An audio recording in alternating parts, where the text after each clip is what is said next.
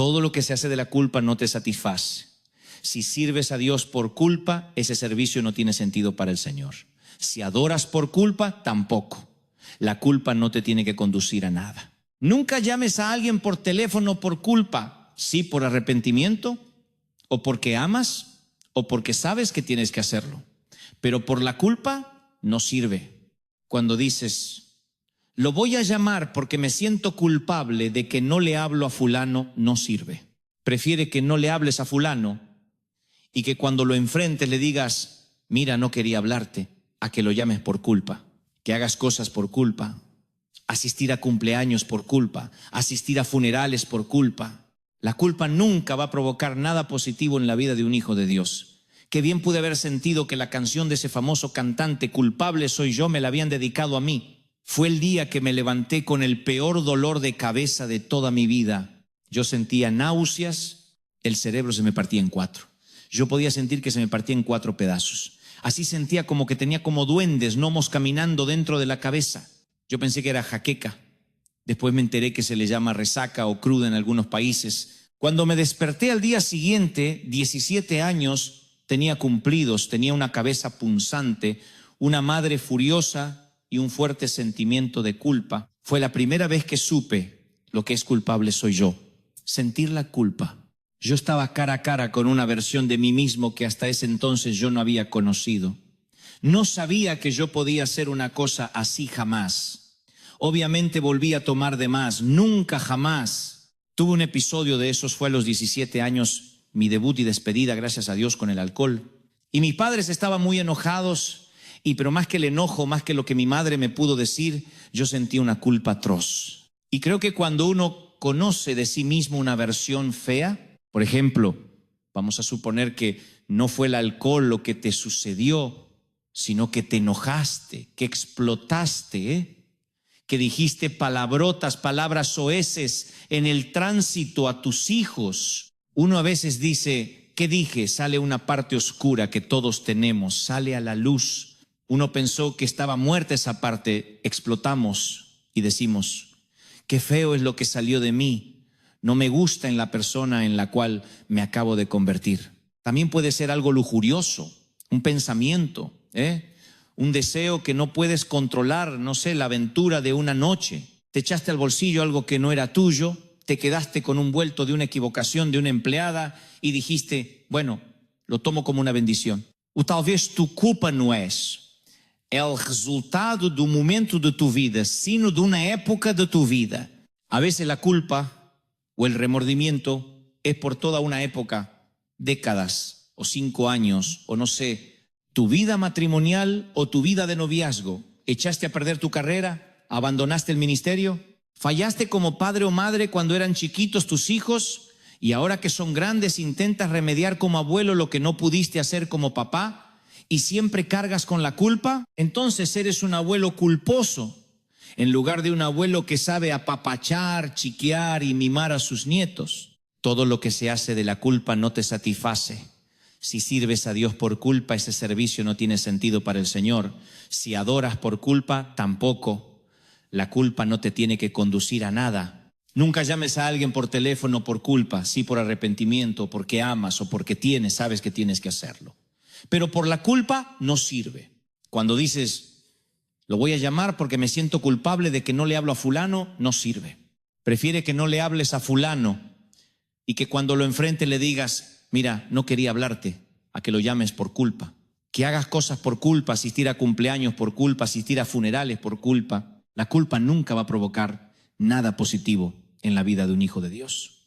Entonces este mensaje en primer lugar va dirigido a aquellos que tal vez han tenido un incidente como yo a los 17. Después tuve muchos más, no con el alcohol, pero sí otros que me llenaron de culpa. Reacciones, momentos en que me comporté como un patán, en que fui un maleducado. Y yo recuerdo la culpa que después tuve. Fui a pedir perdón, por supuesto, pero yo hubiese querido retroceder la cinta y borrar lo que ocurrió, que nunca hubiese pasado. Y creo que uno tiene esos momentos en la vida donde después va arrastrando el pesar de por qué no dije, por qué me callé, por qué hablé, por qué levanté la voz, por qué levanté la mano en el peor de los casos, por qué insulté, por qué pensé, no sé. Creo que la culpa es algo que se le atribuye a la raza humana desde el huerto del Edén. Cuando el día comenzó a refrescar, dice Génesis 3:8, el hombre y la mujer oyeron que Dios andaba recorriendo el jardín y entonces corrieron a esconderse entre los árboles. Adán y Eva no sabían cómo enfrentar su fracaso. Antes del fruto prohibido, ellos andaban desnudos y no sabían que estaban de ese modo.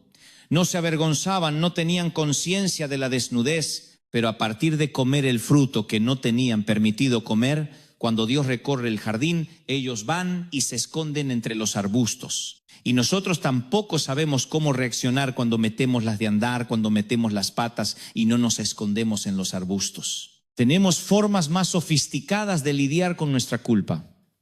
Una de las maneras que tenemos para lidiar con la culpa es la adormecemos. La anestesiamos a la culpa. No la matamos, no la liquidamos, no la extraemos quirúrgicamente. Nosotros con la culpa lo que hacemos es adormecerla. ¿Con qué? Y con una botella de licor, con una hora de pornografía en internet. La adormecemos con un encuentro en un hotel y aparentemente en la hora feliz parece que la culpa desaparece, pero reaparece cuando regresamos a casa. Tenemos una hora de felicidad o lo que creemos es una pseudo felicidad. Nos permitimos cosas, un desliz, una metida de pata y después sentimos una culpa atroz. Hay gente que vive así, tratando de adormecer la culpa, y cada vez que trata de anestesiar la culpa se mete en un lío peor y va por la vida tratando de anestesiar lo que debería enfrentar. Es que eso lo traemos, insisto, desde el huerto, escondernos en los arbustos o tras las mentiras. Otros la niegan, la negamos, decimos, no, eso no ocurrió, pretendemos que nunca tropezamos, ingeniamos un plan y cubrimos la mala decisión. Y entonces una mentira lleva a otra mentira y luego tenemos que ajustar la segunda historia para que se ajuste con la primera. Y pensamos, ¿cómo hago para prolongar la farsa el mayor tiempo que pueda? Sabemos que nos van a descubrir, sabemos que tarde o temprano todo saldrá a la luz, pero creemos que es un día más de victoria si podemos extender la farsa. No enfrentar la culpa, negar, aquí no ha pasado nada, no quiero pensar en eso ahora, voy a adorar, a servir al Señor, no hablaremos de eso. Y tampoco el negar hace que la culpa desaparezca. Aparecerá allí, saldrá a la superficie tarde o temprano. Otros las minimizan. Minimizar significa, bueno, tampoco es que pequé, amigo, me extravié, bueno, me dejé llevar por un momento. Bueno, me desvié un poquito, tropecé. Otros la entierran. Escondemos la culpa debajo de un montón de trabajo y de un calendario de actividades. Y mientras más ocupados estamos, menos tiempo nos queda para pasarlo con la persona que más detestamos, con nosotros mismos. Evitamos encontrarnos al espejo porque tenemos culpa. Y entonces hay gente que no puede estar nunca sola. Sospechen de aquel que todo el tiempo necesita ruido, que todo el tiempo necesita ponerse música o estar en fiestas o con gente, o que le hablen y que le teme a la soledad.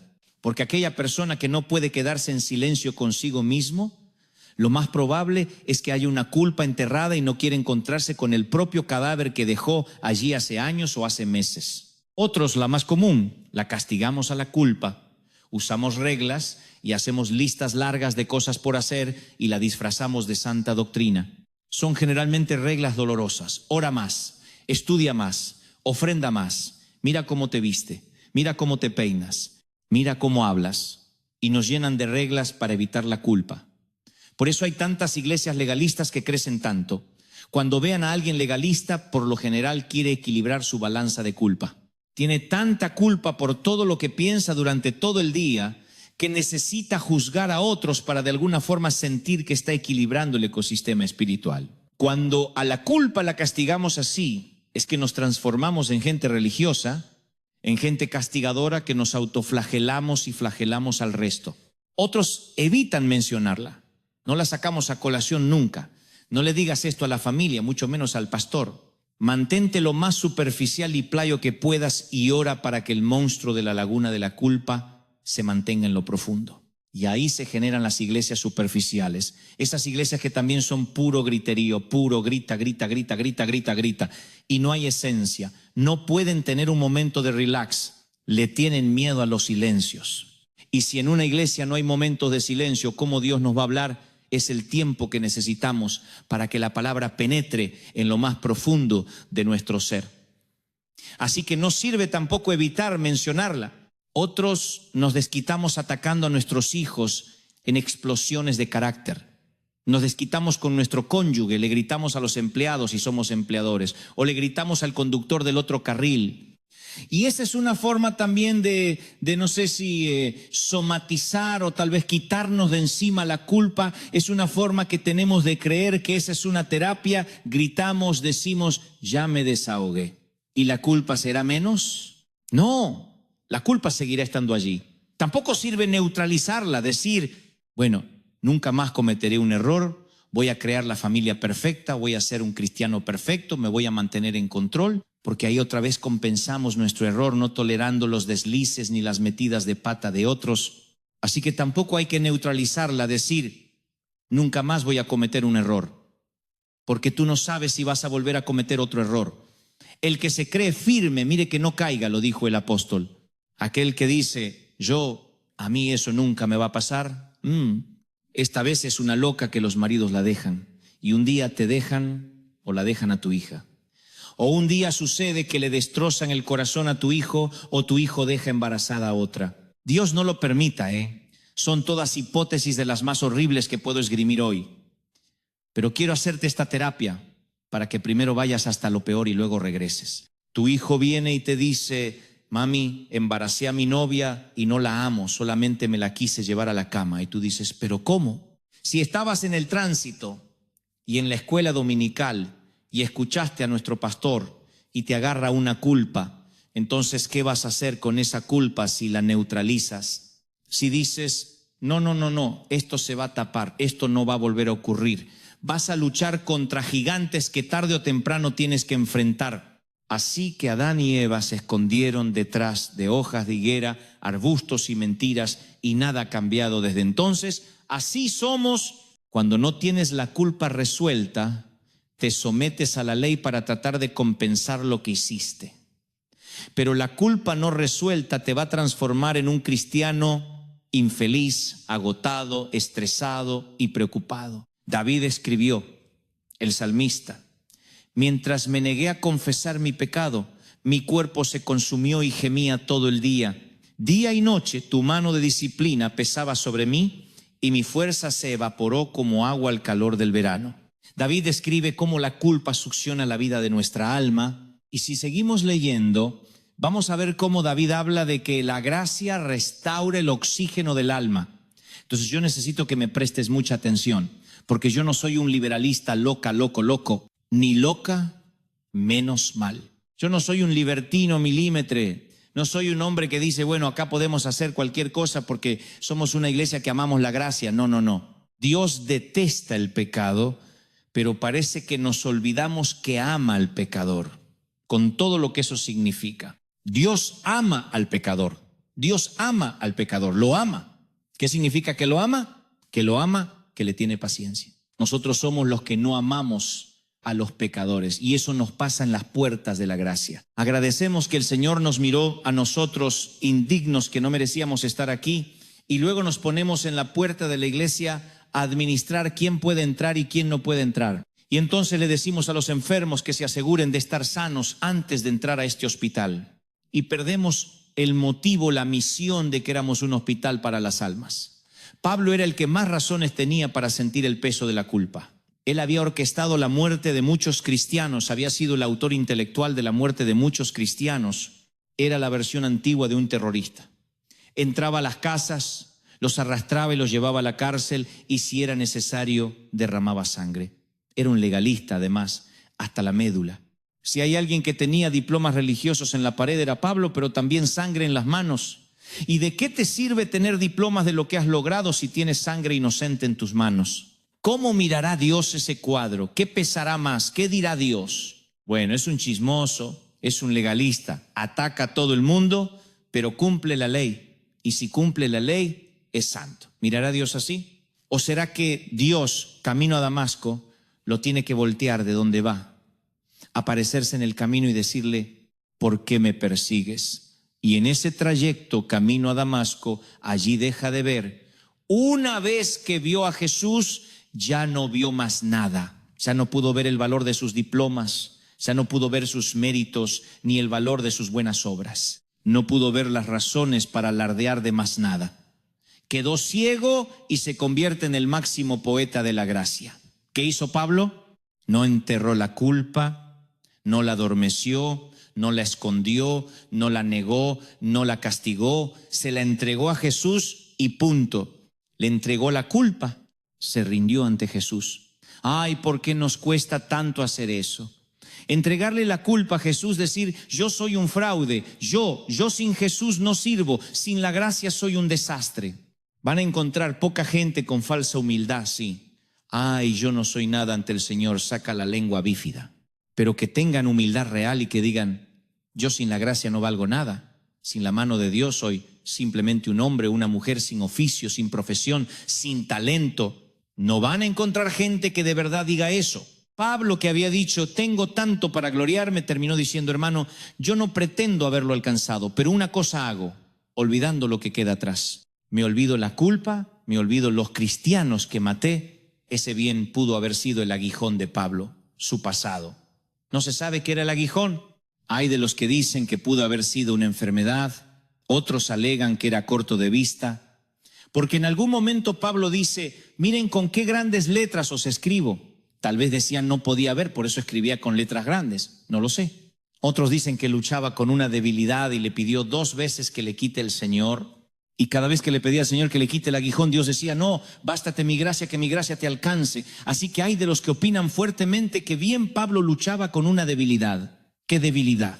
No sé, capaz que era un lujurioso, capaz que estaba atraído mucho a, no sé, no quiero esgrimir algo que nos arruine la imagen de Pablo, pero tenía una debilidad con la que él tenía que luchar, sea lo que sea. ¿Cómo hacía Pablo para vencer la culpa? Lo peor que te puede pasar si sirves al Señor es servir a Dios con culpa. Tú no puedes decir es que yo vengo acá, no tendrías que estar sirviendo. Tú le dejas todos los días la culpa a los pies de la cruz, el pecado y la culpa, le pides perdón y haces lo que tienes que hacer. Si no, ¿cómo hace Dios para usarlo? Imagínense que Dios dependiera de los santos perfectos, de los puros. El Señor nunca dijo que Él vendría a buscar pastores, evangelistas, diáconos, ancianos. Él dijo que venía a buscar una novia ataviada y en esa novia entran todos, independientemente de lo que somos, lo que hacemos. No importa si eres músico, si eres cantante, si eres servidor, pero si no entiendes la gracia vas a cargar con una mochila gran parte de tu vida. Así que, ¿qué le diría Pablo a un adolescente de 17 años abrumado por la culpa por tomarse una copa de más? Pablo le hubiese dicho, muchacho, confía en la capacidad que tiene Dios para perdonarte. Abandona cualquier intento de salvarte a ti mismo, de justificarte. Deja de esconderte tras hojas de higuera. Sumérgete en la gracia de Cristo. No me lo dijo Pablo, me lo dijo un consejero espiritual. Me dijo, te ama el Señor, flaco, te ama el Señor. Yo estaba tocando la batería con una carita, una cara de purrunguín tenía, así, con una culpa, porque un fin de semana antes me había entonado. Entonces yo estaba con mis palitos así, con cara de purrunguín, tocando así, y en un momento este hombre se da vuelta y me dice, a ti, muchacho, tu nombre. Ay, dije, Dios mío, casi me sale el nombre de una botella. Le dije mi nombre, gente, y entonces no me olvido más. Y me dice, muchacho, ¿cómo te llames? ¿Cómo te ama el Señor? Él tiene gracia para ti. Yo no sé qué has hecho, pero yo sé que estás en crisis porque me lo dicen tus ojos. Culpable soy yo. Ay, Dios mío, me desarmó el hombre, me desarmó. Porque una de esas noches él habló sobre lo que Pablo dijo. No pretendo yo haberlo alcanzado. Yo no soy un hombre santo, pero hay que seguir hacia la meta. Ese día entendí que un santo feliz está consciente de la gravedad del pecado, pero también consciente de la inmensidad de la gracia. El santo mora en la gracia, no en la culpa. Yo moro en la gracia desde aquel día. Así se define un alma en paz. Moro en la gracia de Dios. Y tú me dices, ¿crees que vas a ir al cielo? Yo nunca he sido ni más ni menos, salvo que el momento que fui salvo por primera vez. Grábatelo. Tú no vas a ser ni más ni menos salvo que el momento que Cristo te salvó la primera vez. No es que el Señor pagó la primera cuota y después dijo, vamos a ver si entras al cielo. Él te salvó. Ninguna mala acción descuenta tu salvación y ninguna buena acción la puede enriquecer. Por más que hagas miles de cosas, no vas a enriquecer tu salvación, porque estarías agregándole algo a la sangre de Cristo que ya es suficiente. Pero entonces ninguna mala acción puede descontar tu salvación, ¿entiende eso? Porque los cristianos hemos pasado décadas con culpa. Yo he descubierto hace muchos años que mi salvación no tiene que ver conmigo, tiene que ver con la cruz. Y desde entonces he decidido no ahogarme en la cloaca de mi propia condenación.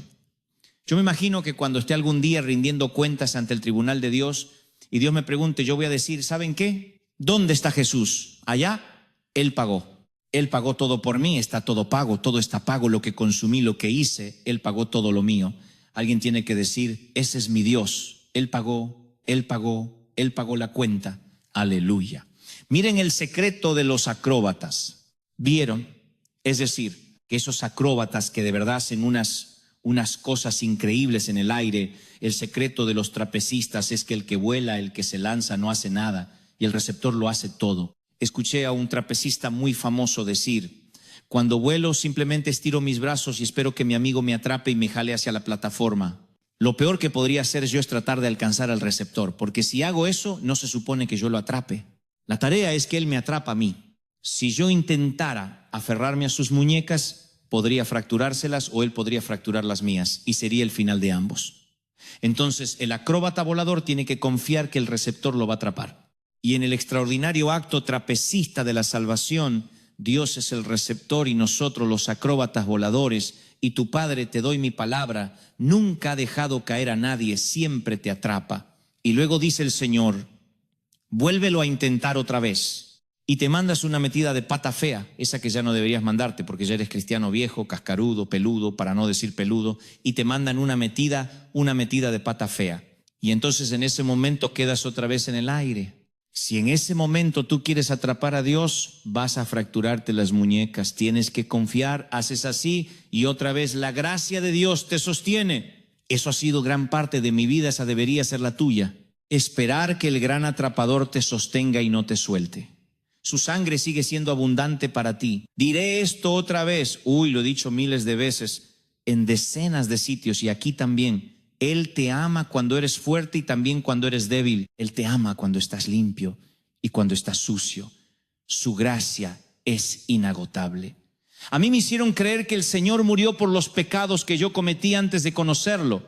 A mí me dijeron, ahora que Cristo limpió tus pecados y que encima te bautizaste, que me hicieron así como milanesa, vuelta y vuelta porque no había mucha agua, ya dejaste la mugre ahí, ahora vive en santidad. Entonces yo siempre entendí, bueno, Cristo me perdonó de acá para atrás, de acá para acá depende de mí. Y un día el Señor me dijo, yo morí en la cruz por los pecados